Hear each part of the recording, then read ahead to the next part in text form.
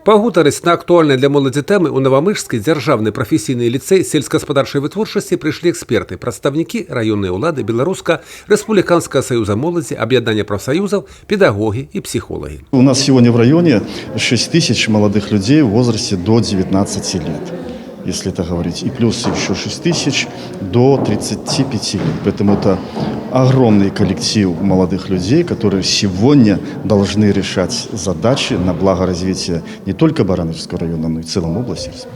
Мы должны слышать нашу молодежь. И надо все-таки им где-то, может быть, подсказывать, объяснять, что выражать свою жизненную позицию важно, нужно, но нужно делать это цивилизованно. И каждый, наверное, должен задуматься о том, в первую очередь, что он хорошего и доброго в этой жизни сделал. Падчас адкрытага дыялогу юнакі і дзяўчаты цікавіліся напрамкамі дзяржаўнай маладзёжнай палітыкі, гаварылі пра існуючую сітуацыю ў краіне, працаўладкаванне на перыяд канікул, пра жыццёвыя каштоўнасці і адказнасць за свае ўчынкі.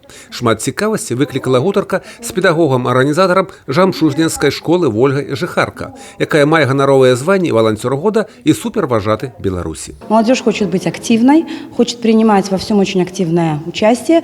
И, конечно же, наша задача сегодня была направить их, дать им возможность проявить себя. Лично я предлагала свою энергию направить в доброе дело. Добрые дела – это, конечно же, волонтерство, мое любимое направление, потому что очень хорошо быть важным, но еще важнее быть хорошим.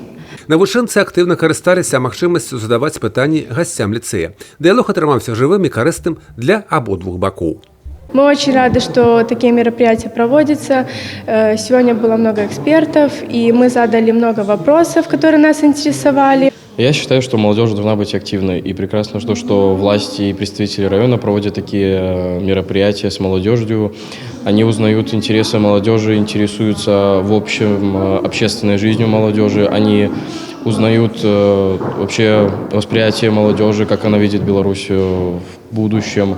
Они пытаются поделиться с нами тоже чем-то, мы с ними чем-то делимся, и это все делается для того, чтобы сделать нашу страну лучше. Сустрэчы ў падобным фармаце плануецца арганізоўваць і ў далейшым.